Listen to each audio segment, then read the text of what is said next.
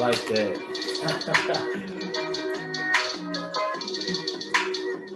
Woo! What's good, everybody? Welcome to the Pull Up Show. My name is BJ Matthews, aka B. Just before we get started, follow us on the YouTube page, the Pull Up Basketball Podcast. Like, share, subscribe. All of our YouTube videos get all the updated content by hitting that notification bell, by subscribe button. Let's get it popping. All right, y'all. You know what I'm saying? First thing is first. You want to continue, welcome y'all in, all the newcomers and new subscribers that come in here. Always want to give y'all love for always appreciate the people that come in here and, do their thing and, give their insight. As well as I want to give a shout out to my man Bubba Chuck for the $20 donation um, for the podcast. He said on Cash via Cash App. Anybody else want to do via Cash App, you can do so by going to the Cash App $ BJ Matthews. Again, that's $ BJ Matthews in the ticker. And send your love, for all the updated content, all the fire content, and quality content. Let's get it going. All right, y'all. So we got a good show for y'all today, man. A very good one. Again, this is what we call Clippers Week. It's gonna be all Clipper videos. I know I got a lot of Clipper fans and people on my page, and I thought it would be cool just to have a week dedicated fully for the LA Clippers and talk about Clipper news and Clipper topics that I think will intrigue a lot of the people in the subscribers, man. All my my people and the fans and stuff like that, man, because I really appreciate y'all what y'all do. So this is a topic I spent quite some time on, especially today, doing some research, doing some investigating, and trying to find out some things that people ain't thinking about pertaining to this. You know what I'm saying? Make sure y'all hit that like button, man, before y'all enter in here. And I want to go and talk about this guy right here, man. We're going to have a topic today on the all-star forward for the LA Clippers, Paul George, man. All-star forward, you know what I'm saying? Silky smooth. My opinion, a top 10 player right now. Definitely, probably one of the premier scorers and defenders, like two-way players we've seen in the league in years past, you know what I'm saying? And we haven't really done so much content. I haven't done a video on Paul George in months, so I thought it'd be fitting to do a topic today on Paul George. And the topic is, can we finally trust Paul George in the playoffs? Right? Now, with that being said, Paul George is definitely is going to be a Hall of Famer. Paul George is definitely an all-star. Paul George is definitely one of the top 10 players, in my opinion, in the league. One of the most talented players for sure. You know what I'm saying? All that, has had MVP consideration back in 2000 and what was it, 19 with the OKC Thunder. Been to a couple conference finals with Indiana and the Clippers last couple seasons ago. So he's had success in the NBA, man. Definitely Paul George has had a good 11, 12-year career right now. But with that being said, nobody's perfect. You know what I'm saying? We've all had situations where, players, have had downfalls, have had obstacles. You know what I'm saying? No one's perfect, from Jordan to Kobe to LeBron to, Kawhi to, we saw Jason Tatum, we saw Kevin Durant this year do what they did. Steph Curry had his struggle in the 2016 finals. And the list just goes on and on, man. All the greats has struggles, man. No matter who you are, you're going to have a point in time where I'm sure if you play basketball long enough, there's going to be a moment that you wish you can erase. Okay. Now for Paul George, obviously PG is extremely talented. You're talking about a dude that's 6'8", who handles the ball like a 6'2" guard. I call him kind of like the bigger version of Kyrie Irving. You know what I'm saying? Paul George, the way he can handle the ball, where he can score, shoot. He has, solid vision. I've seen him in person, like he's a legit 6'8", maybe even 6'9". So to be able to do that, what he does at his size is very, very rare and very special. And that's why he's one of the premier players in this league. So that's not the point. We all know what PG can do. But we all know that Paul George has had struggles in the past in the playoffs. We all know that Paul George has had times where, you don't know if you can trust him. You don't know that you can, you know what I'm saying, put your faith in him. You don't know if he's going to have a collapse in a closeout game, right? Now, I'm not going to go into the first struggle he had with Cleveland against LeBron. I know we remember that when, you know, basically they got swept in, I think, his last year in Indiana.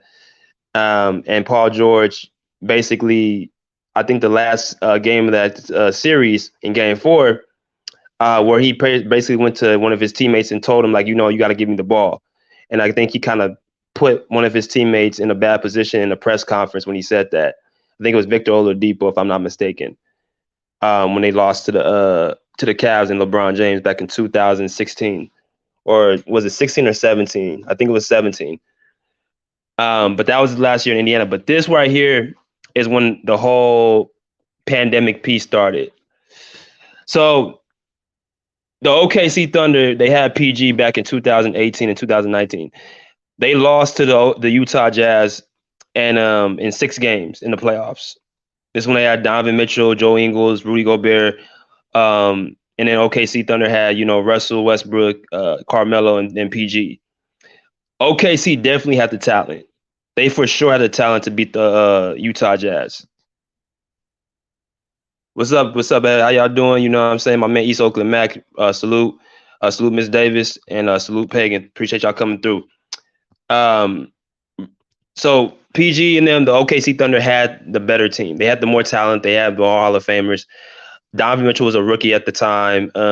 They were very young. Rudy Gobert, Joe Ingles were all very young players. They had Ricky Rubio, who was probably the vet on the team, but there was no way in the world that OKC should have lost this series, but they did.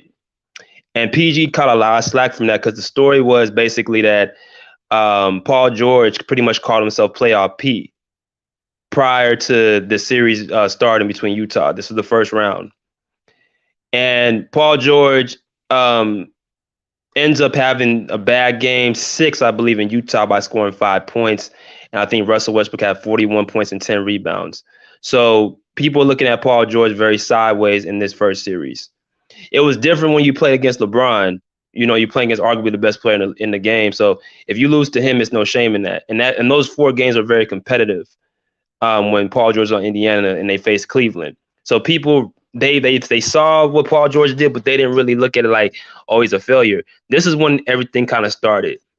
Because this was on national TV. This was a big closeout game in Game 6, and he ended up scoring only 5 points. So this was kind of a notch in, you know, could you trust Paul George in the playoffs? Now, that was the first one. Then the most recent one, which is really 2 seasons ago, of course, was in the bubble, where we saw one of the biggest collapses in NBA history. I'm being very honest about that. This was probably a collapse that it still haunts Clippers today. This is the collapse that still haunts Clipper fans, Clipper supporters, Paul George supporters, Kawhi Leonard supporters. This is still a bad taste in their mouth, basically, that they lost in the bubble in this situation back in 2020. Because the Clippers were just coming in with Kawhi Leonard, you know, coming off that championship in Toronto. Paul George, you know, getting signed after, you know, having MVP conversation the year before in OKC. And they were teaming up, and they were the favorites to win the West. So this was a very, very bad time to, you know, collapse the way they did to the Denver Nuggets, who were up and coming.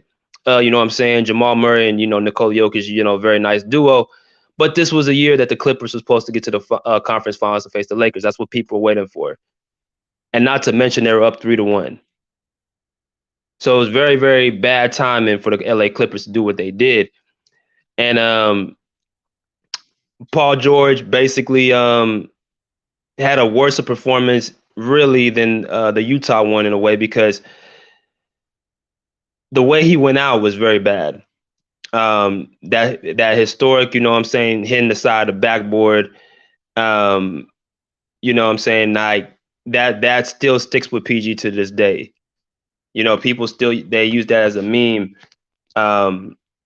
You know what I'm saying? Like, you know, he hit the side of the backboard on a shot, and he just looked completely checked out. So I want to play a clip with Paul George talking about that instance where he was actually in the bubble and said he was facing depression and he wasn't himself in the bubble, and what people seen on that in that series was something that was very, very like, you know, he was in a dark place. So here we go. What happened in the bubble? The bubble, which part? Which part? Everything. You guys was 3-1. 3-1, and then end up losing the series. Yeah. Yeah. I mean, it was. I ain't gonna make no excuses on it. We just blew it. Personally, what was the reason you didn't play well? I mean, a lot of it was just weighing on me. Like, you know what I mean? I wasn't sleeping. Because the bubble, the situation, you're missing your family. I don't know what it was tough. You felt like you was in jail, or because I literally don't know. It was probably no lie. I probably went a good week and a half, 2 weeks of zero sleep, no lie. I would lay in bed and like my mind would just be racing, racing. Man, it's hard. And it was. I tried everything, bro. I tried using apps. I tried like therapy. I tried sleeping gummies. So it's a lot of people from outside, they don't know this. They don't understand. Like actually, to perform well, you need to sleep good. Mm-hmm. You know, I don't care how good you are. Mm-hmm. You need to sleep good at night. Mm-hmm. So the fact you're saying you was not able to sleep, that's a lot. Mm-hmm. You know, so I'm glad you're saying this so people can understand. Some people, they may say, oh, it's excuses. No, it's not excuses. Yeah. If you ask any professional athlete, high level, sleep is one of the most important part of our game. Yeah, bro. Like before I even was not playing. Like I wasn't sleeping. So then when you put that on top of like having a bad game, then you're not sleeping. Then like it ain't nothing else to do there. Like so you're surrounded by basketball. There's no escape. There's no outlet. Like we're stuck in our rooms in a hotel. All we got is our phones. You get on social media. Oh, it's a meme here. It's a joke here. Like. Yeah. So you put all of that and you mix all of that on top of not sleeping, like, and I was just like, I didn't know what to do. Like I didn't. So that was Paul George in an interview last year with his former teammate Serge Ibaka, who was on the Clippers, who went to the Milwaukee Bucks. I'm talking about Serge Ibaka, but PG was basically saying that he was in a dark spot, dark place in the bubble. People remember that, you know, this is when COVID was just fresh and the NBA was, you know, trying to make sure they didn't lose revenue by canceling the season. So the players and all that voted to go to this bubble back down in Orlando, Florida to finish off the season so they can still keep revenue going. And of course, we know the Lakers won that championship in the bubble. But PG was, you know, at the point, you know, he was very, very depressed. And he spoke about this in a press conference, actually, in the bubble, when he was talking about how depression, how other guys are going through the same thing, but he was the only guy to really say something about it. East Oakland, Nano Mac, my man said, was he playing with a bum shoulder that year against Utah? No, that was the next year. That was the next season against the Blazers. Both his, I know what you're talking about. His shoulders were bummed in that Portland series, and he still played better than Russell Westbrook. He said him and Doc was also also behind the dark. I heard about that too, but what I think what happened is that Doc kind of put that behind him and was trying to act as a supporter for PG in the bubble. I think they talked. PG would go up to Doc's room and talk to him, and you know, basically that kind of, you know, went kind of out the window. So I think they were good at that point. And Pagan said no sex. Nah, I mean they couldn't allow their families in the bubble. So I guess, you know, that's why they were, you know, that's PG was really tripping because he said a few important things. He said after a bad game, you know, he's seeing a meme on social media and, you know, having to be in his room locked up, cooped up, all those factors in, you know, this is why you kind of, he was looking the way he was looking in the bubble. And that kind of just, you know, carried on more and more until the last game against Denver in Game 7, where he hit the side of the backboard towards the end of the game. So it all just, you know, added up to what it, you know, turned out to be. So with you put all that together, then you know get the result of them going out the way they did, and then people still hold that bubble against them. Now, I want to also talk about, you know, his struggles. I want to also talk about his success. Okay. Now, first off, and I'm gonna go through this pretty quickly. I'm gonna let people in, and make sure y'all keep hitting that like button. PG arrived actually. This is when Paul George arrived. Y'all remember this dunk back in I think 2013 where he dunked over Chris Anderson.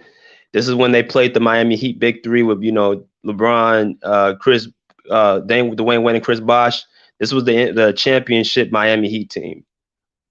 Okay, this is when Paul George became on the radar, on the map, and he was really going toe to toe with LeBron James. He was a young player. I think he was like somewhere in his early 20s, and he was going at LeBron with no fear. This is when Paul George, you know, arrived. You know what I'm saying? So that's when we started seeing Paul George looking the way he was looking, seeing the 6'9" frame, seeing the skill set, seeing the shot making, see the attacking of the rim, and all that good stuff.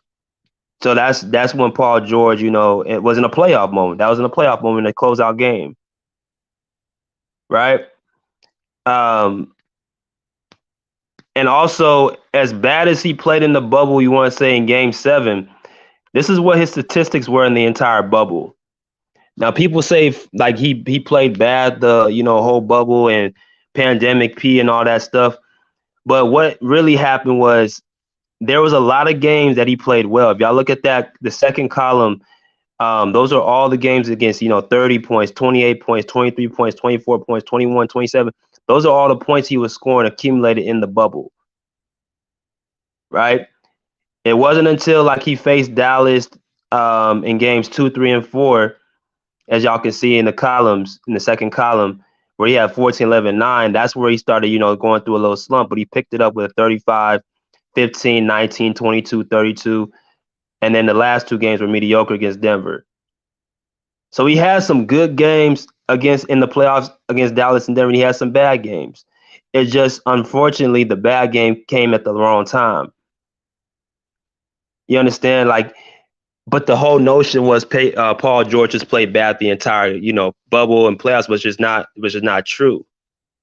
He didn't play bad the entire time. And I say this all the time with the Clippers. Fans always look at the glass half empty instead of half full. The Clippers are the only team in the whole NBA that did not get a chance to go home from the bubble. They did not get a chance to, you know, redeem themselves. People still continue to hold that over their head going into the next season. They don't talk about this sorry team, the Utah Jazz, who blew that same 3-1 lead to the Denver Nuggets. Nobody talks about the Utah Jazz. As a matter of fact, it was the next season. It's crazy how things work. The next season, the Clippers exposed the Jazz without their best player in Kawhi Leonard.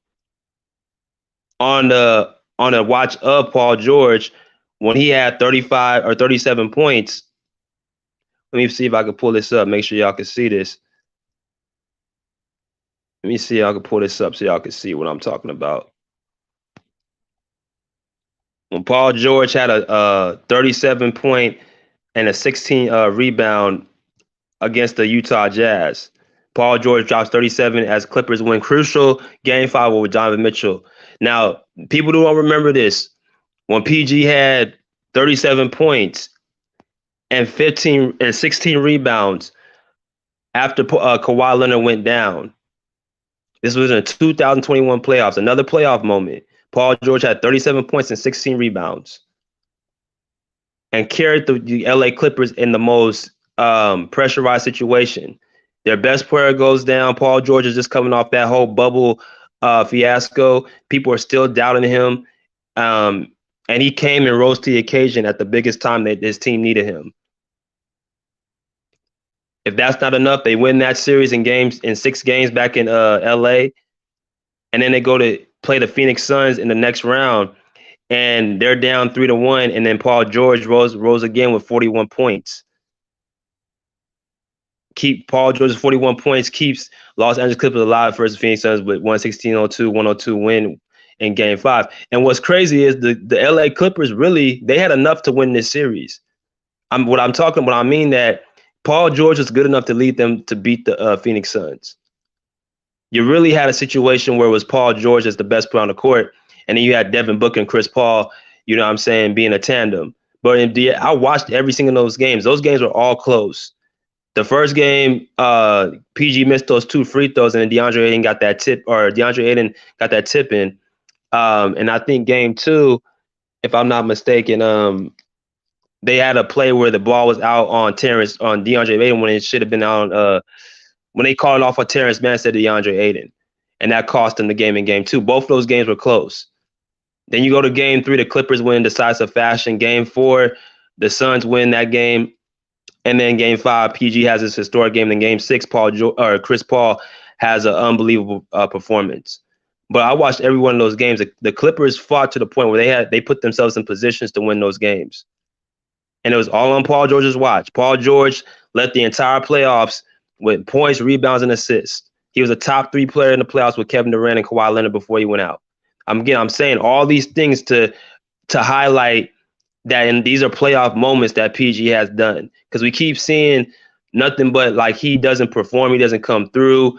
You know, he's pandemic P and all this stuff, but we don't talk about the times where he's actually came through and performed well. And I got a big problem with that. So we're going to the question was, the original question was, I'm gonna let y'all in. Can you trust Paul George fully? Do you guys fully trust Paul George in the playoffs? And I'm gonna go with yes. I'm going to go with yes. And I'm gonna tell you why. Because number one, just of recency, we got to go by what's happened recently. Recently, we have 2021 to look at. We saw what he did against the Utah Jazz in game 5 in the closeout game, right? We saw what he did in the pressurized situation against the Utah Jazz. We saw what he did against the Phoenix Suns in game 5 in a tight game, right? We saw what he did when Kawhi Leonard went out for an entire season. And had he not gotten hurt, this was last year, had he not gotten hurt, the Clippers would have made the playoffs without having to play in the play-in. Because remember, they were still a top 4 seed before Paul George got hurt. That's what really messed their season up. It wasn't that Kawhi Leonard got hurt. Yes, they need Kawhi Leonard to win, but had not Paul George had that elbow injury, the Clippers would have been in the playoffs, and you might have had a chance of Kawhi Leonard possibly playing. So he's done all this, and he's actually shown, and I think people should give him the benefit of the doubt and start looking at him like he will come through. Because I'm gonna tell you something about Paul George. He's one of those type of players, yes. He has had some meltdowns. I'm not going to sit up here and lie. I named him out. He's had some meltdowns. But I also look at Paul George as somebody that if you have somebody that's around him to support him as far as his teammates to have his back, you make him stronger. I think he's one of those type of players when stuff starts going bad or he starts missing shots or he kind of gets a little bit in his mood a little bit. Unlike Kawhi Leonard, when he can start off a game slow and still finish strong. Paul George, you got to kind of start him off on a good start to keep his confidence going. Right? He said, I don't care what nobody says. PG's a great two-way player that sometimes tries to do that at the wrong time. Yeah, that's how he is, bro. Again, he has to start off at the right foot. And when sometimes he starts forcing things. But I've said this previously. PG, I think he's more talented than Kawhi Leonard. I'm gonna say it again. I think Paul George is more talented than Kawhi Leonard. Now, Kawhi is my favorite player. I think he's the best player in the league. But listen to what I just said. I think PG is more talented, meaning that he has more God-given talent. He's taller. He has more range on his three-point shot. He has just a better handle. Now, of course, his defense is not as good as Kawhi's, but he's still a two-way player. And I just think the game comes easier to him than Kawhi. I think Kawhi is a little bit more robotic with his moves. Paul George is just so smooth. He has like a natural feel of the game. But the thing that separates Kawhi from PG is the mindset, meaning that you can't allow certain things to get in your head and you not to, play your game. PG needs to understand he's the best player on the court 90-something% of the time, all the time. That's what he has to get in his head. Like you're you're as good as anybody on the court. He has the talent to rival anybody. Kevin Durant, Giannis, Joel Embiid, anybody in the league. He has talent to rival. He has to just match that with his mindset. But I think he took a huge leap in these last 2021 playoffs. Ms. Davis says, and he scores more points than Clippers history of yeah. What he did in 2021 against the Utah Jazz and the Phoenix Suns, bro, I'm ready to give him full trust. And as my second option, I'm telling you, once Kawhi comes back, I'm telling you, he's gonna give PG more confidence, because once PG sees Kawhi doing his thing, PG's gonna fall right behind. And I think this, there's gotta be some nights that Paul George is number one option. Because like I said, he can score just as good as Kawhi in certain situations if he really wanted to. Because I think, like I said, the game comes easier to Paul George than Kawhi Leonard. Dallas West, Paul George is my favorite player, but he needs to be consistent and efficient. I agree. I think the only thing sometimes his field goal percentage is not where it needs to be all the time. But you know what? I can kind of accept that, because as long as he's being aggressive, as long as he's putting pressure on the defense, then I'm cool with it, because he's a great free throw shooter. He's going to make about 90% of his free throws. So even if he's missing some shots, if he gets to the line, those are 2 points. Those are easy points he's going to make. And I just think, he's gotten that monkey off his back where he doesn't have to really worry about, the whole, pandemic P, all that stuff, because he's kind of already proved his point of how, who he really is. Like, it's obviously there's a difference between what he was in the bubble until now. Because he said something very, very interesting. He said, we have nothing to do. There's nothing to do at the bubble. Because people need to understand, if you have a bad game, you don't play well and y'all lose, the worst thing that you can do is go back to your room, be by yourself and your thoughts. When you have a bad game, you want to take your mind off the game and do something else. But the problem was, when he was in the bubble, he couldn't do that. He had to stay in his room. He had to, stay with his thoughts. It's a difference, like with him against, in the 21 playoffs, where he had a bad shooting game. He can go out to have some dinner. He can be with his family. He can be with his kids. And it's a reset. It refreshes your mind. So that's why I think a lot of the reason why he was able to bounce back, even in 2021 playoffs, where you have a bad shooting night, he can bounce back and have like a 37-point game against Utah, or 41-point game against Phoenix, or a 30-plus point games against the Jazz in games 3 and 4. Sorry, I'm rumbling. I'm just making a lot of detail. My point is that it's not the same situation. Don't let the bubble cloud your thinking that Paul George is this guy that's just going to end up choking again. Don't let that be your end judgment. This guy's had more success in the playoffs and showing up than not. And he's played through some serious injuries. Like my man East Oakland said, he was playing on 2 bum shoulders against the Portland Trailblazers and still was averaging, I think, 28, 29 points a game, playing better than Russell Westbrook. I mean, come on, man. And now you got him in a situation where he has confidence in himself. If he gets his confidence going, bro, it's a wrap. He starts, dancing on the court. He starts pulling up for 3. He starts basically, tap dancing on the floor. Like, man, like don't let Paul George get his confidence, bro. And I think he got his confidence, his mojo back. But I'm gonna let y'all come through and throw y'all 2 cents. Can you guys trust Paul George in the playoffs? I can trust Paul George. I think he's earned that right. I think that with Kawhi being there in the full team, I think they're gonna give him that confidence. I think Ty Lue, I forgot to mention this point.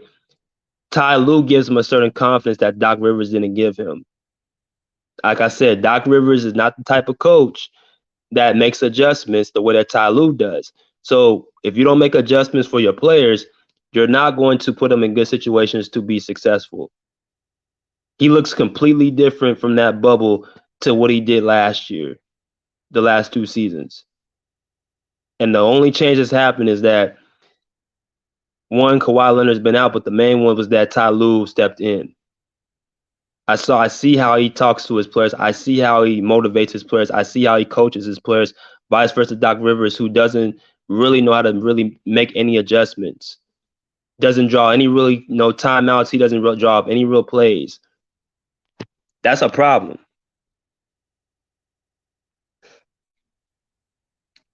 But look at some of these comments. Clippers lost the playing championship with PG. Bruce, no, he wasn't playing. He was out. Yeah.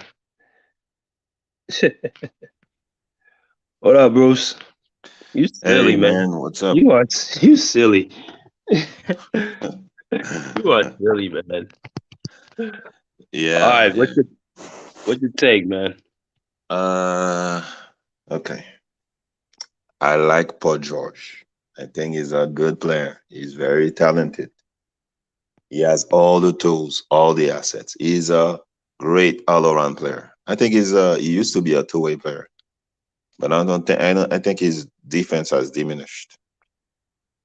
You don't think he's a two-way player?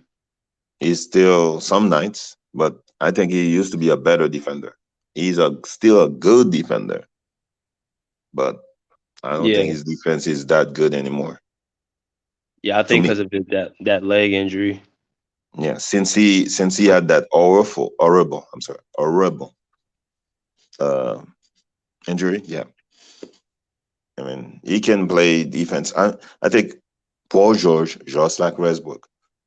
See, I like to sometimes joke about players and whatever, but I know when to stop.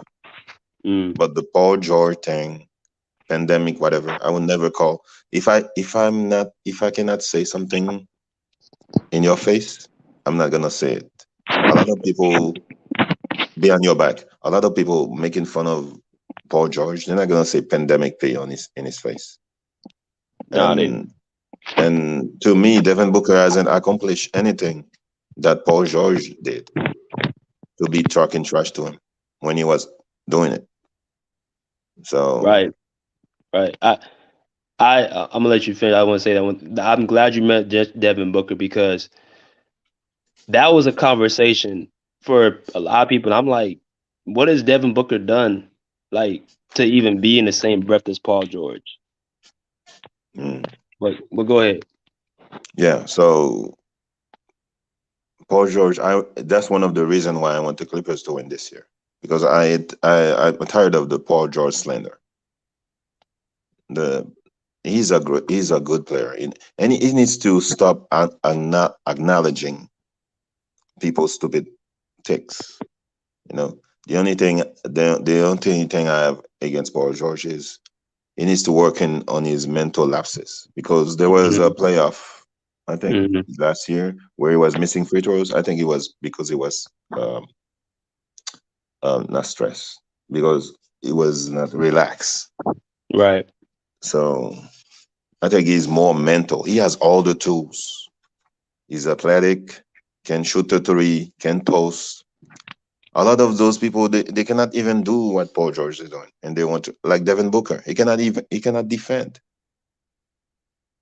He's Bro, not better player all time than Paul George. Man, I said this. I said I think Paul George is more talented than Kawhi. I think he Yes, has more he's more natural smooth. talent. He's more smooth. But the difference is that Kawhi, he has the mental strength to not allow negativity to affect his game. Yes. So. Yes, I mean, there's a lot of mental in the NBA. If your mental is not solid, you're gonna fold under the pressure. Right. What's up, Bubba? What's up, bro? Salute to everybody, man. Hey, man. Salute. Paul George is my favorite player in the NBA. Like, I love everything about him, his game, his everything. But I agree with what you said, that he's much more talented than Kawhi. But the only difference between them is their mentality. You know, Kawhi has a kind of like Michael Jordan, Kobe Bryant mentality, where Paul George is kind of different. Anybody can get in his head. Anybody can trash talk him, and you can see it affect his game. We saw that in the Utah series, not in 21 when he was with the Thunder, when Joe Ingles was trash talking him and all that, and he had one of the biggest breakdowns in the game 6 where he shot like 2 of 16 from the field, only 5 points, and but he redeemed himself in the following playoffs. But the only thing that we all remember from that playoffs is Damian Lillard hitting that game one on him, which it kind of erased all the good things that he did in the series. So, but Devin Booker, it was funny when I saw Devin Booker talking trash because, like, bro, without Chris Paul, you wasn't shit. You scored 70 points. Okay, but you lost in the game. You lost the game. So what was the point? You was in the NBA like 5-6 years before making the playoffs. You had no success whatsoever. And to trash talk a 7-time All-Star, 6-time All-NBA, four-time All-Defensive Player, that was kind of out of line right there. Somebody should have checked them about that. But I mean, in today's NBA, people do whatever they want and they get away with it. So, but I feel like with Paul George heading forward into next season, all I want from Paul George is consistency and efficiency. Because like I said before, Paul George can start a game 2 of 9 from the field. We want a much more efficient Paul George. We don't want him starting games like that, and he has to be consistent with his game every time he plays. Yeah, I mean those are all good points. This is the games he played against Utah. So In he 18, didn't have, huh? in 2018, yeah, okay, 2018, yeah. So he was balling in the series, but people just remember that last game. That last game, right? So that's why I gotta go back, and this is why I did my research, and I'm like, okay, it's easy. We can see that he's had some games where that's just been bad. Bad shooting games, 4 for 17 against Cleveland. He shot somewhere like probably 3 for 16, 3 for 17 against Utah. Shot bad against the Nuggets in Game 7. So we get that, but we have to also take into account the games he's played well. We got to take into account where he actually did come through in the playoffs. That's why I can trust him because number one, with Kawhi, he's one of those players. Again, PG's one of those players that if you have somebody like Kawhi next to him, it makes him stronger. It's kind of like Jordan and Pippen. Like I got my guy next to me, then he's gonna make me look good and he's gonna cover up some mistakes that I make, and we can do it vice versa. So I'm not looking for Paul George to be my number one. I'm looking for Paul George to be my number two. And I think what he's done as the number one option while Kawhi's been out, and I've seen him grow, and I see Ty Lue as their coach and the team that he has around him, I think that he's going to excel. He's gonna really rise to expectations. I've seen a more mature Paul George. I've seen growth. I've seen more mental toughness and him carrying the team. So that's why I look at. Go ahead, Bruce. I have to say, Paul George has all the talents to be as good as Kobe Bryant, Michael Jordan. Yes. It's the mental. It's the mental. Yes. I agree. Yes. Dude, he could be top 5. He can, man. They had. I remember Kevin Durant said Paul George was his favorite player. Yeah, I remember that interview.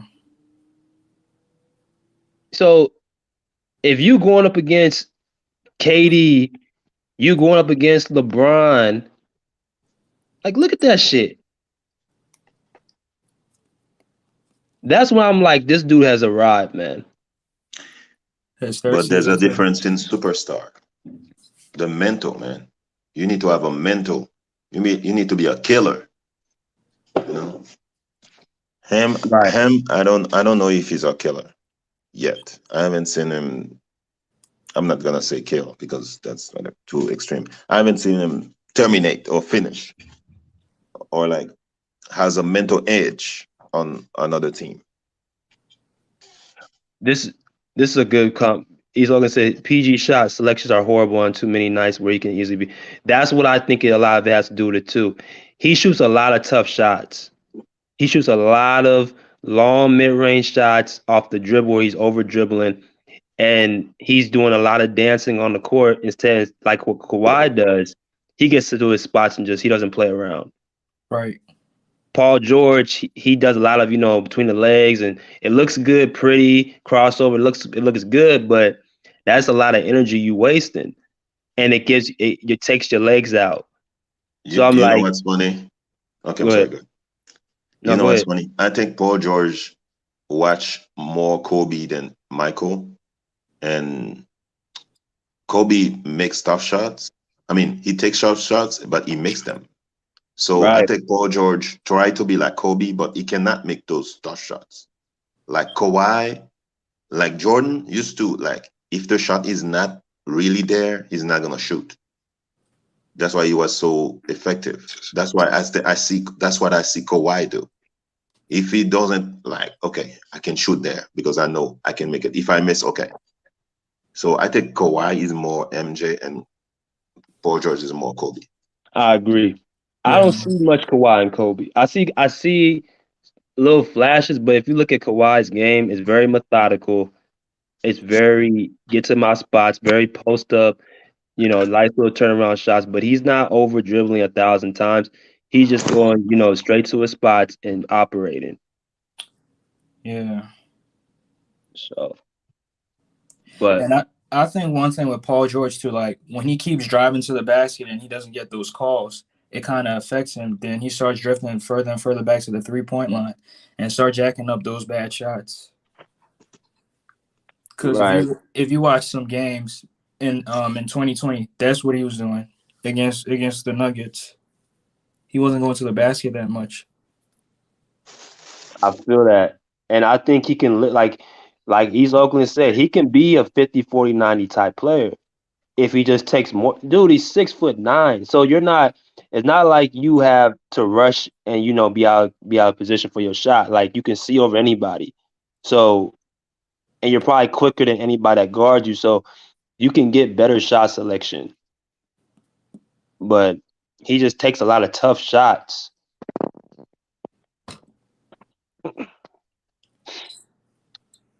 Yeah. So Amir said Paul George is mature as a basketball player. He's a better player now. So Mm. which Paul George do y'all think is the best version? You think the one um, with the Pacers, this Paul George right here? Do you think it's the OKC Paul George where he was the MVP candidate in 2019, or do you guys think it's this Paul George that you I know season? I think the Paul George Indiana was more athletic. I Hmm. think the Paul George in the Clippers is a better shooter. Uh-huh. What about the OKC one? Uh, I think that year in the season, that I think that was the best Paul George of all time. Yeah, regular season wise. Yeah, I think because what was he probably 28? 20. Wait, you Yeah, talking about his first year or second year? the second year when he got MVP 20, consideration. 28, 29. He was 29 in 2019, and now you're talking about now he's 31, 32 with the Clippers. So yeah, I think if you put it all together, I think this Clipper one's probably the best one or the most successful one. But I think the OKC was probably the best version one. Like everything was together at the right time. Yeah, but no playoff success though. That's true. That's true. That's true.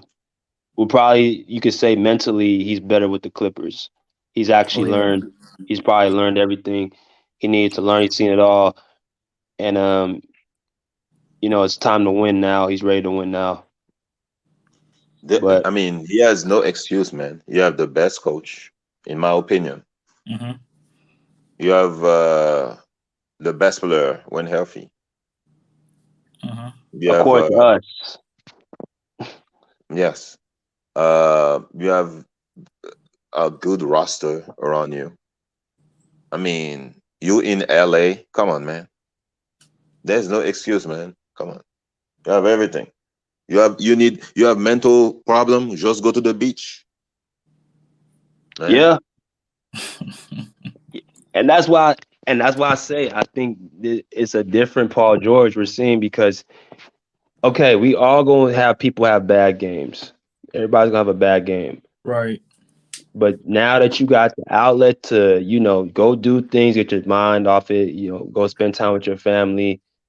Because there was a couple games even in 2021 where Paul George struggled. I think as far as shooting the ball, like the first game against Utah, he struggled shooting. In the second game, he struggled a little bit. Yeah. So it wasn't until his games 3 and 4 against Utah where he got his mojo back. But it's because he was able to get away. And I'm pretty sure he went out, hanged out with his wife and his kids and his mom, his dad, and all them. So that that makes a difference. That makes a big difference. These players talk like they want to be Kobe. They want to be they want the Memba mentality. I don't see the Memba mentality. This guy was going to court and leaving the court and scoring game winners. This Yeah. guy was hated by a lot of people, even players, even his own teammate, and he was still efficient on the court. Okay, so Jason Tatum, Paul George, you know, you know, I mean, Devin Booker. I don't like Devin Booker. I don't think he's as talented as people think. I think he's only one way.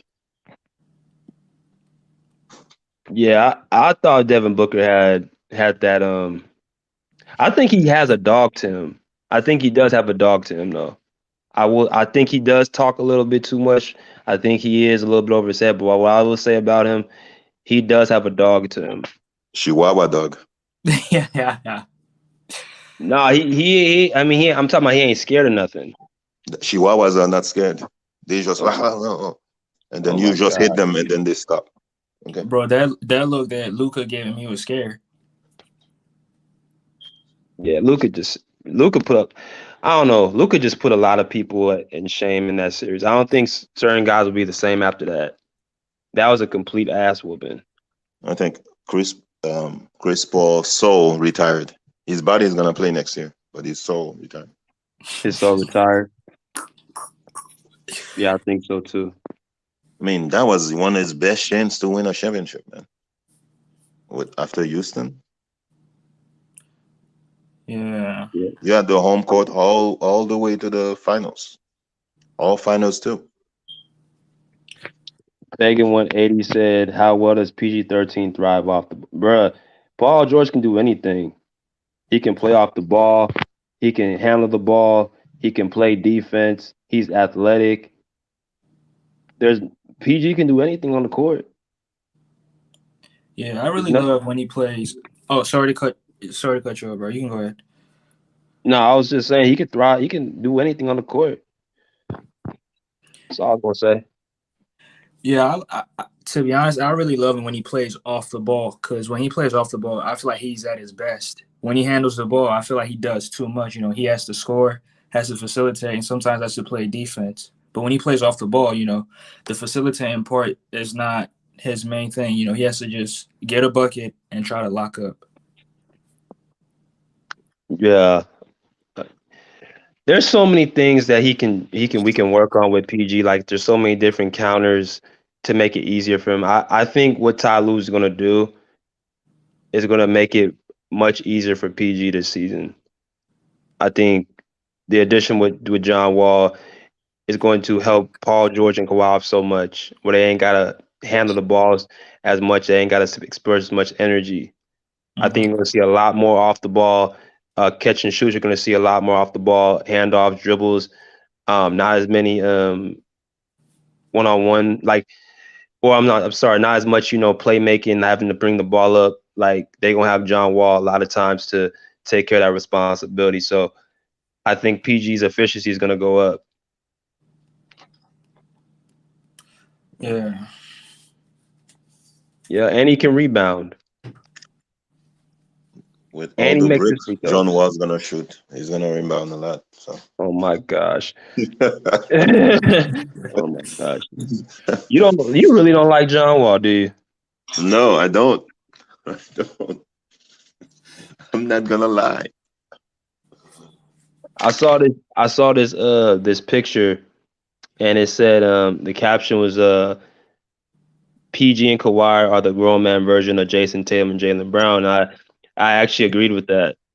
I I think said somebody said that. A former Laker or something said that. I said that. Yeah, you made a video about that. Yep. Yep. I said that. Yeah, Derek Fisher said that. Derek Fisher said that a few days ago, but I said this like about 2-3 months ago when the Celtics lost. They Jason Tatum needs to look at Kawhi Leonard to work on his handle. Oh, I'm sorry, Jason Tatum needs to work on Kawhi Leonard to get to his spots and use his size. And I said Jaylen Brown needs to work more on his handle. He needs to follow PG. And Jason Tatum needs to stop texting. Okay, so Yeah, well, he can't help that, Bruce. He has to get on his phone. but he needs to let Kobe rest in peace. I mean, Kobe not gonna help you, man. Sure, man. Well, are you out on Jason Tatum? You don't think he's gonna come back with No, a vengeance? he's done.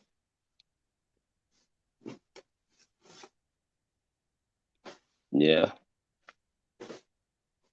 I mean, posting pictures of KD working with Jason Tatum. Man, this guy is everywhere with KD. KD has a movie, he's there. Working out with KD. Are they saying something? Yeah. Is KD trolling? Yeah. Katie's I'm gonna probably do that video sometime this week too about Katie's situation. Um y'all think he's gonna get traded?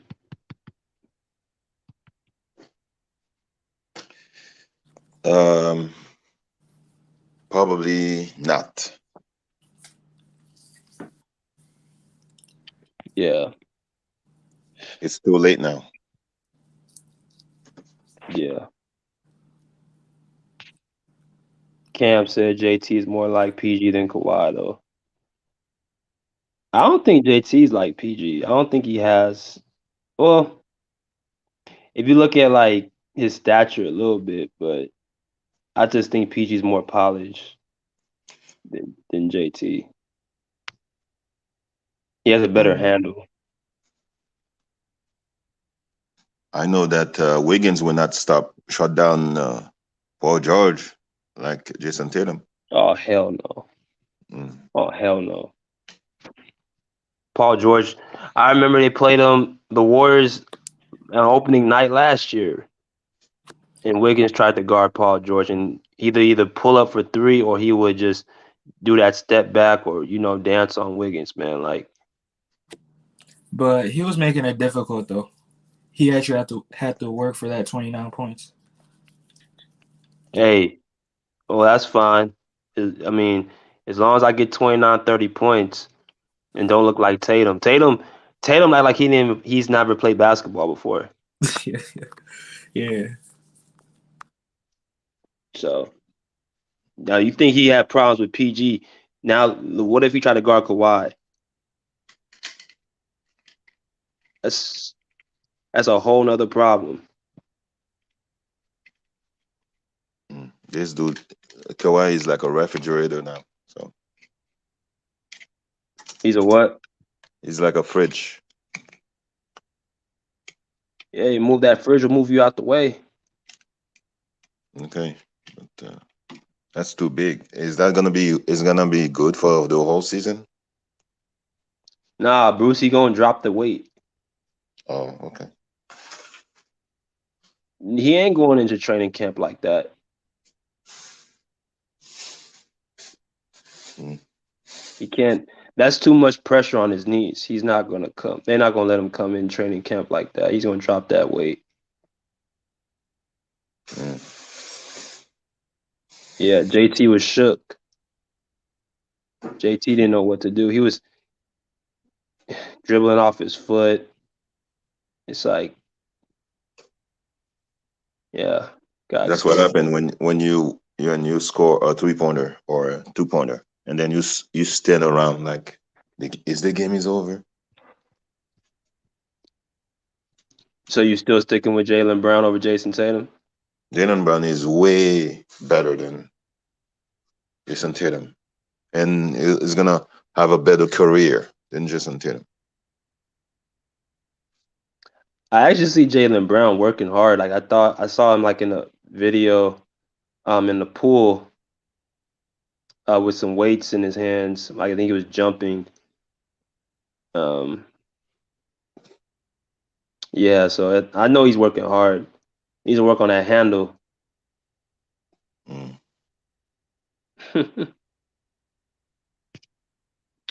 Pagans 180 said in shape Kawhi is 225 to 230 pounds. Yeah, that's about his playing weight, about 225, 230. Mm. Are you gonna do post game after each game? You're gonna come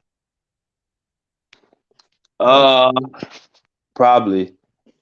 I don't know what y'all think. Y'all think I should do cover the Clippers all year, or do you think I should cover like You the could do NBA that. or both? It's whatever, you know. Whatever you do, I'll be there. So we'll see.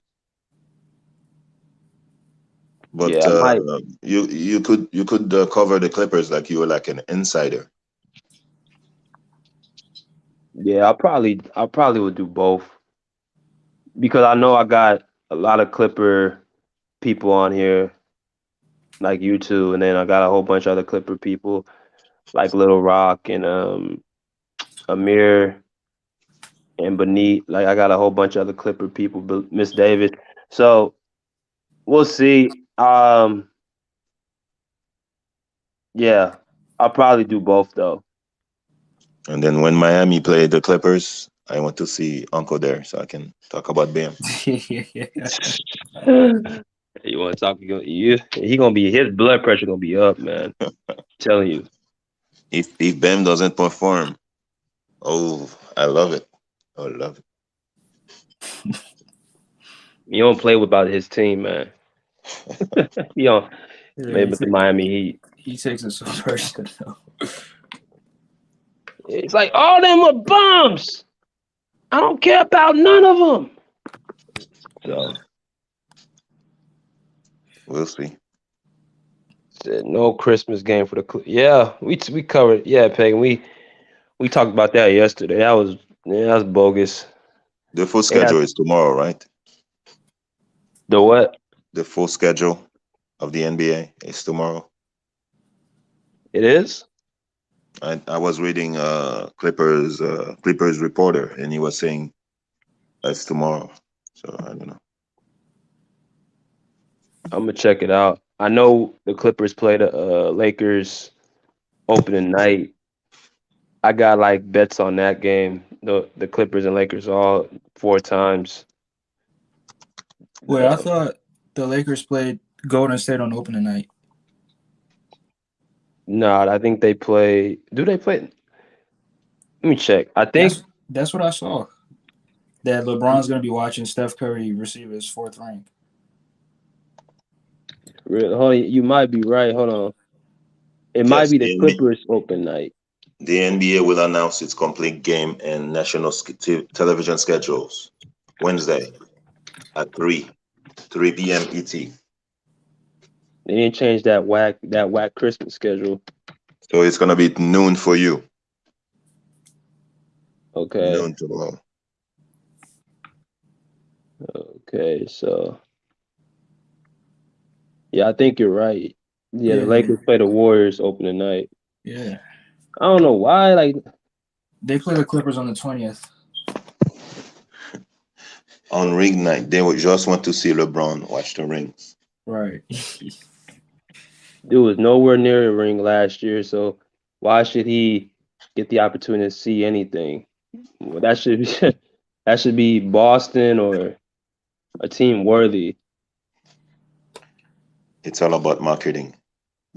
I mean, I saw all over social media the wedding of Draymond with Curry, James, Green in the same picture. So Yeah. Yeah, I saw that too. I think Jason Tatum was in that too. mm, It's crazy that we're already back to almost starting the season again after we just ended one. yes, I mean the season is almost there. The That's why season is almost there. that's why I love the NBA because get a few months off and then you get right back to it. Yes, Yeah. yes, and I'm ready to bring the my stupid text. Oh yeah, so I forgot to ask y'all, do y'all fully trust Paul George in the playoffs? Uh, that's a good question.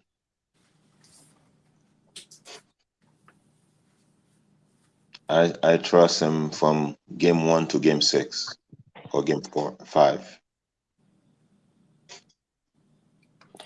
Okay. Yeah. Game 5 PG is so good. I don't know if y'all realize that. Yeah, yeah, that's when he goes crazy. So you Yeah. don't trust him in the game 7. No, Okay.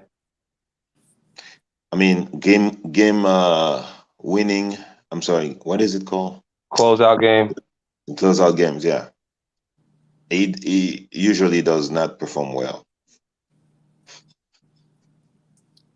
That's fair.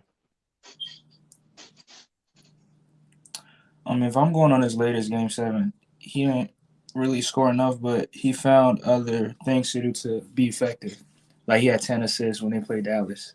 So if I'm going on that, like I would say I trust him to if he doesn't have a good scoring day, he can probably like do other things to help the team get that dub. So I trust him in the Game 7, but in the closeout, yeah, no, in the elimination games, that's when he's very it's scary. You don't know what you're gonna get. But One I one. think I'm sorry, go ahead. no, go ahead. I'll go after you, One Bruce. advice I would give Paul George: play your game with Kawhi. Don't play Kawhi game. Like you can Hmm. be yourself. You don't have to please Kawhi. Just be yourself, man. I think for a bunch of time, I think when they were playing Utah and that year when they were playing the Mavericks, they figured it out. Paul George figured it out. That was he was playing the best Paul George version. Exactly. And I think that's what I'm gonna go by because if you're talking about when he was in the bubble or he's with OKC, okay, I'll be like, yeah, I don't trust him in closeout games. But I think, like you said, Bruce, he found like his niche, and he's comfortable who he is because I think what he has to understand is like I'm on Kawhi's level. Like I may not be on his level as far as accomplishments or that, but as far as my game, I'm just as talented as anybody. Yeah. So when I accept that, then I can be the best version. Like Bubba said, he found other ways to be effective. He had 10 rebounds, or he had 10 assists. Like he got on the boards, he played deep. Like he still makes an impact. And Hmm. I just think with as far as his scoring goes and being efficient, he just has to take smarter shots, and he has to get off to a good start at the beginning. And if you saw, that's how in those game 3 and 4 against Utah, like you said, him and Kawhi both split 30-point games and they blew Utah out. That's when they found out, like, yo, they shouldn't even be on the same court as us. Right. So If that duo shows up, oh yeah, it's a wrap. It's a wrap.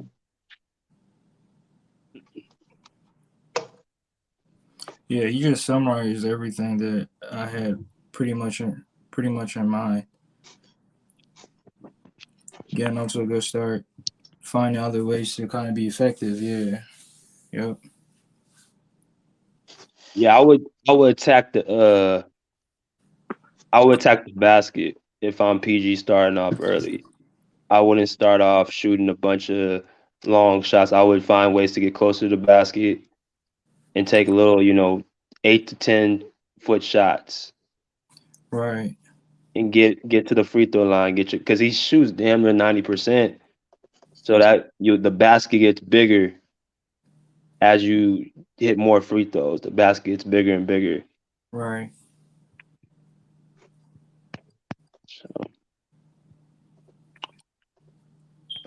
Said this roster, I can't wait to see it. Um,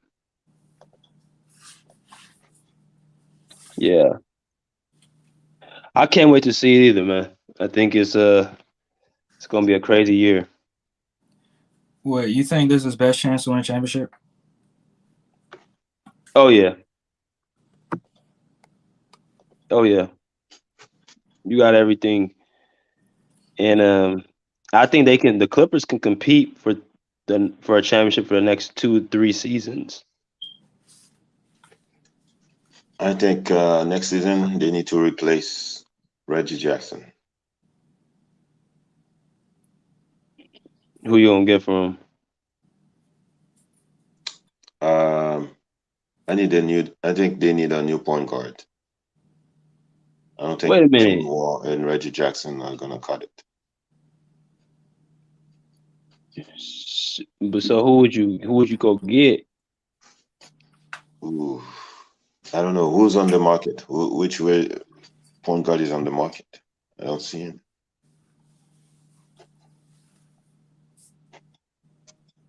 Uh, maybe. Well, I don't know who's gonna be on it free. I think next year is gonna be pretty, pretty crazy. Um,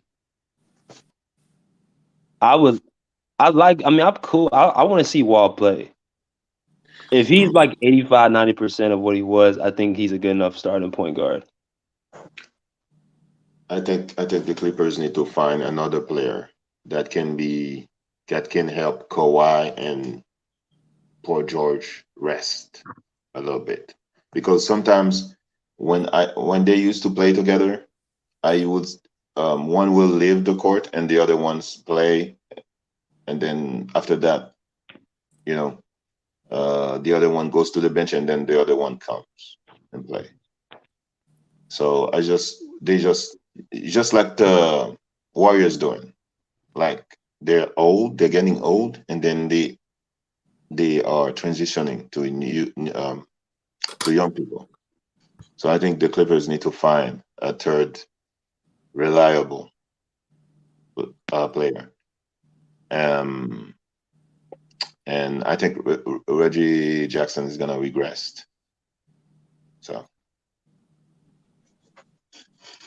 Wait, you don't like the young point guard they got? I don't know if it's Jason Preston. yeah. I mean, he was hurt last year, so he didn't really play. He didn't play at all. Yeah. Yeah, so Yeah, he got to prove himself. I mean, if what's the bench of the Clippers? Man, they got Norman Powell, they got Robert Covington, Terrence Not Mann, not Marcus a point guard, Morris. not point guards. Yeah, yeah. Well, they gonna probably have Terrence Mann play a little point. My issue with Terrence Mann is he refused to shoot, even if he's wide open. How many games I've seen him? He's wide open and he's looking to pass the ball.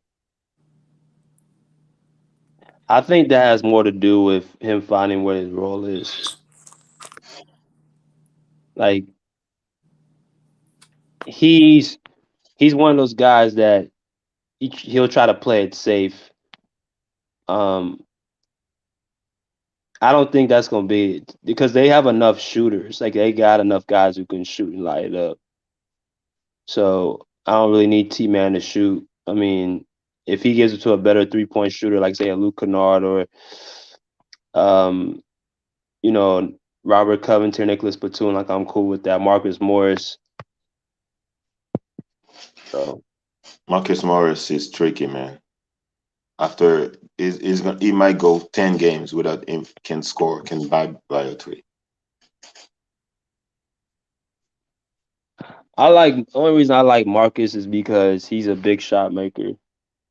Like he made a lot of big shots for the Clippers last year, and he's a toughness to the team. He's one of the reasons the Clippers were lost in the bubble against Denver.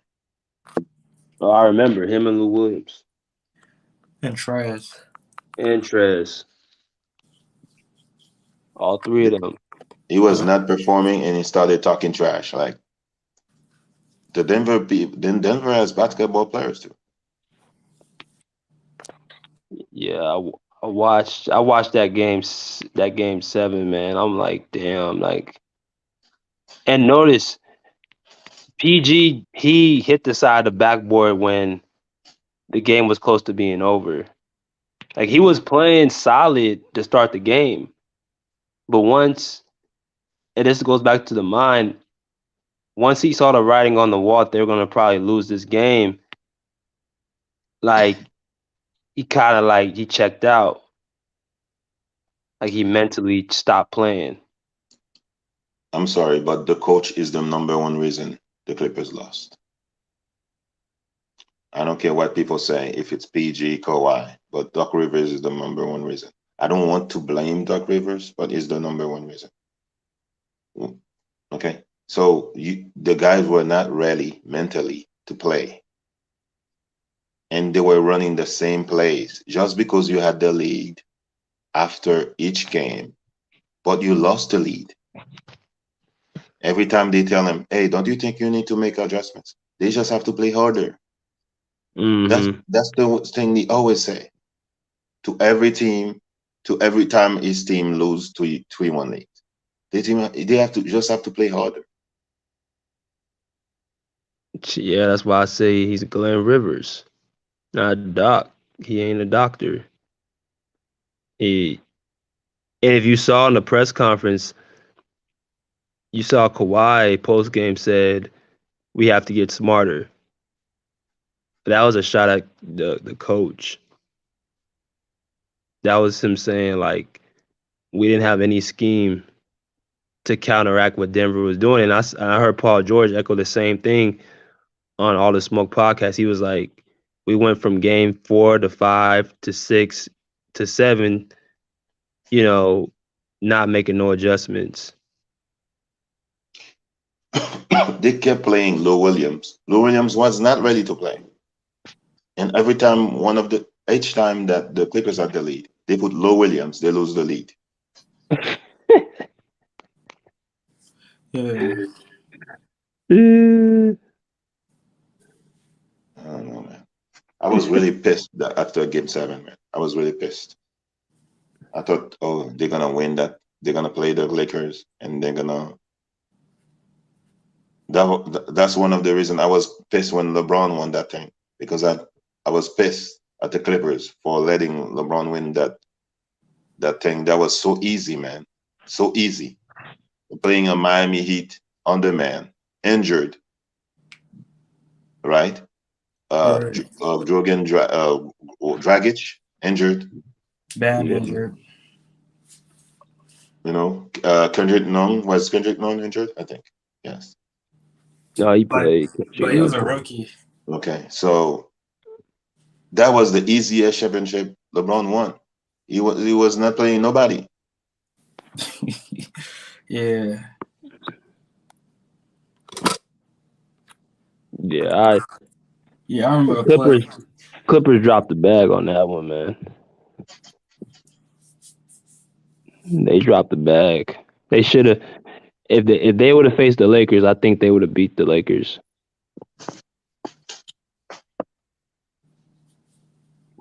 I think they would have beat the Lakers. Paul Except George will have the 2 championships or 3.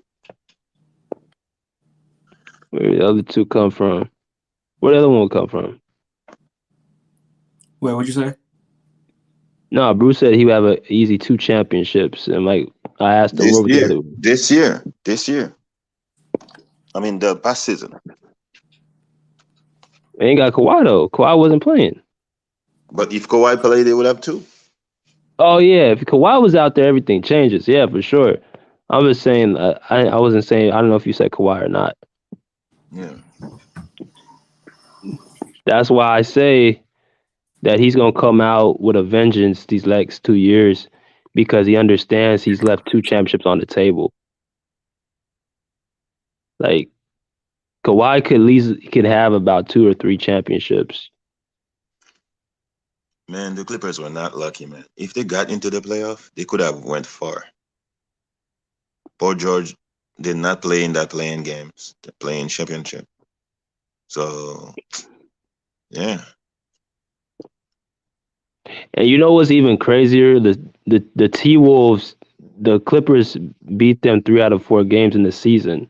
Like I watched all the first 3 games, they demolished the T Wolves, and then they got the play-in tournament game, and the T Wolves have home court and they pull it out. I'm like, yo, this is it's bad luck. Then PG catches COVID. Mm.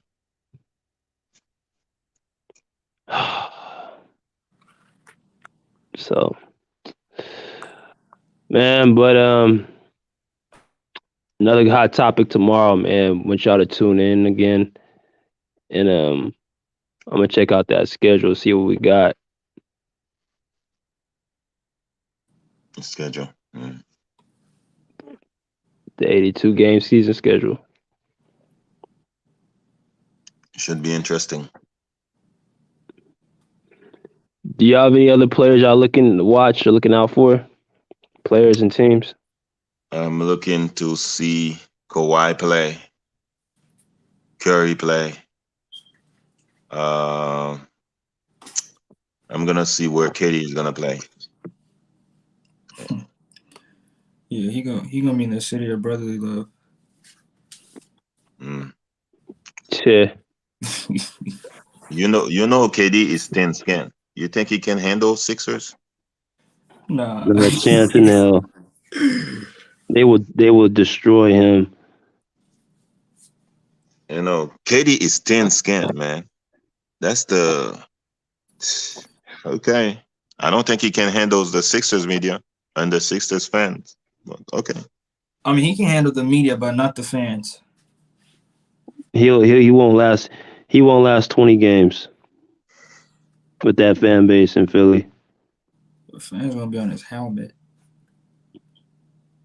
I saw Carmelo Anthony literally lose his cool. I ain't never seen Melo get that mad where he went into the fan, like in the fan's face during a timeout. I saw Isaiah Thomas walk up to somebody in the stands in Philadelphia. Like they say some disrespectful stuff. Yeah, they do. I mean, I'm not gonna act like it's saying I've done it before. Really, to who?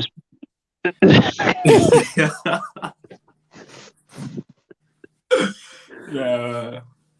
Yeah, to who, man? I mean, it was like in 2000, probably 5 or 6 years. Now, when we had Jaleel, I don't know how to say his last Oh name. my God. Your little Okafor? Oh, yeah. Oh man. He was just, Bubba jumped into the fan, started Where is talking. he now? Where is he now? Is it for the Saints, right? No, he's playing in I think he's playing in Turkey. You guys wasted a pick. Yeah, we did. We did. Definitely did. They got this guy. They were saying that he's better than AD. Right. Right. You got another guy too, Nerlens Noel.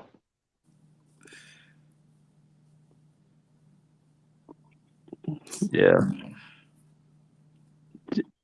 but The Sixers get picks and pick whoever. I gotta get rid of Daryl Morey, man. I gotta get rid of that You're gonna dude. have Houston old team there. Doc Rivers is there. James Harden. I got problems, man, from every facet. You got a sneakerhead who's 38.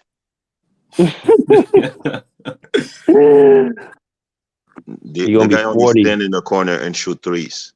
That's all he does. And Slap people inside their head. and the guy has a house, another house to put sneakers only. That's crazy, That's man. crazy. Okay.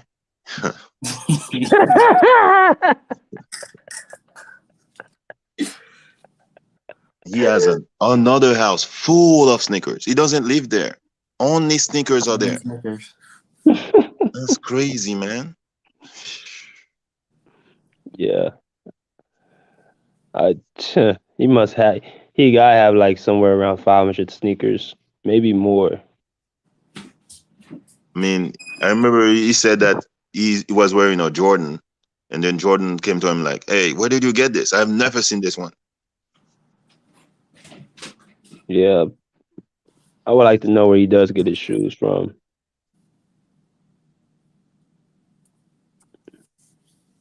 Yeah, I mean, I love sneakers, but I'm not that crazy. I mean, He better say that. He better save that money because it's probably gonna be his last big contract. He gonna be 40. mm. I mean, Daryl Murray. I don't know what those guys have on Daryl Murray, but okay.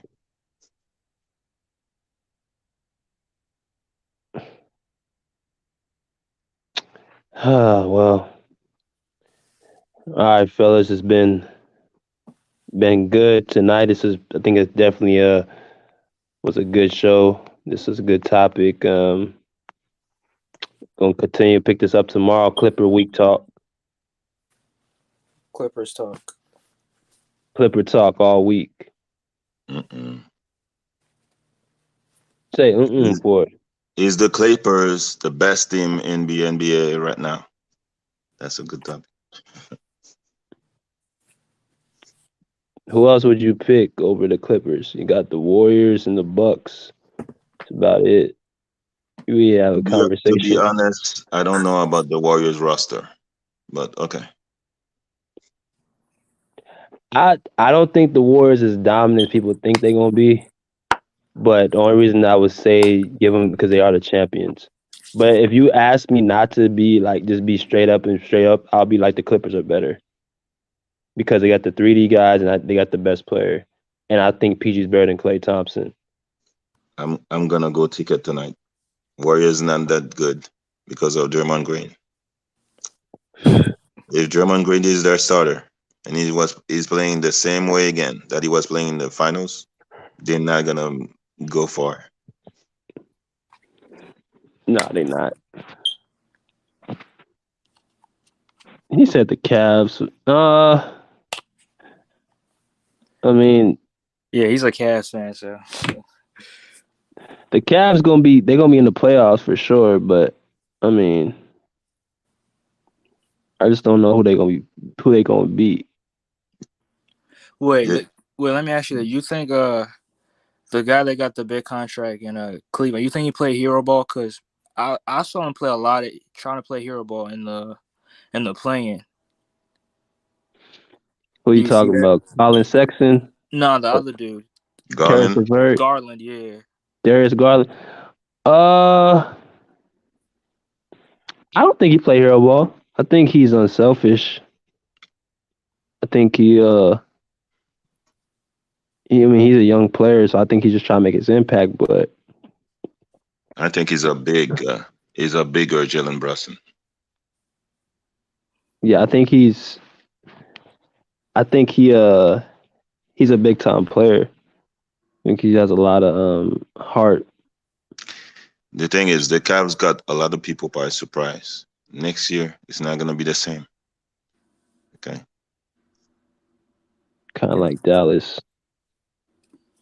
Okay. I know the Mobley brothers are there, and mental health advocate Kevin Love is there. Mm-hmm. Ray John Rondo is there, and Ricky Rubio is there. So we'll see. Rubio tore his ACL. Yeah. Yeah, but he resigned with the Cavs. Yeah, I think Rondo's copping some legal stuff. Mm. And they got Karis LeVert. So I think the Clippers have the best roster and probably the best team on paper. So they just have to print it.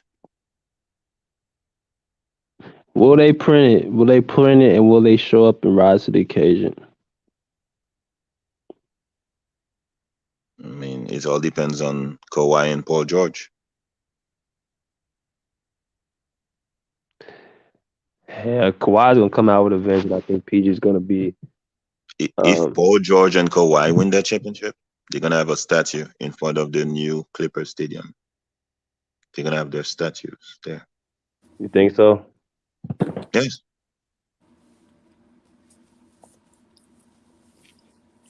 Like right away or after they retire? No, after they retire. Yeah, they probably will. I mean, do Clippers have jersey retired jerseys? I don't think they do. Nah, they don't have no retired jerseys. Well, I thought Yeah. they retired Bob McAdoo's jersey. If they did, then I ain't seen it in the Staples at all. The only jerseys I saw were Matt Barnes, Chris Paul, Blake Griffin, and they were covered. Wait, Matt Barnes got his jersey retired? No, when they used to put them up there. They used to put those jerseys up there. If you go to Clippers game, you would see those jerseys up there. Oh, I With see their what you're saying. pictures. Yeah, they gonna definitely retire Kawhi and PG. Yeah. So Clippers game used to be so cheap. You could sit on the floor. Now you cannot do that anymore. Okay. Yeah, Yeah. they're actually good because they're actually good.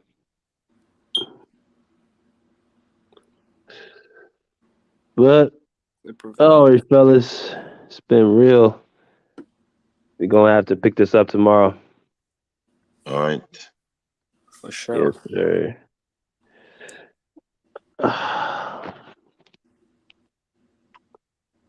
All right, y'all. So that concludes another great topic. Paul George. Do you trust Paul George in the playoffs? Do y'all feel like Paul George has earned that title to be trusted in the playoffs? You know what I'm saying? Let me hear it in the comments. Right? Like the video. Share with your friends. Subscribe. You know what I'm saying? You already know, said $1 billion arena. Yeah, that Clip arena is gonna be dope. And they got Steve Ballmer, the richest owner in the sports building. Man, that arena is going to be dope. So I'm thinking what's gonna happen is the Clippers win this season and they move into their new arena the following year. And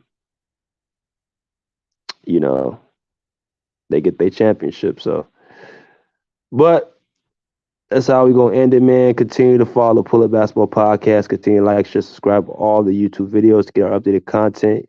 Hit that notification bell, so y'all know when we make any new videos. All right. But with that being said, I appreciate y'all. I love y'all. We'll be back again tomorrow with some more Clipper talk. Until then, respectfully say, pull up a seat, pull up a chair, pull up. Peace. Out of like swimwear.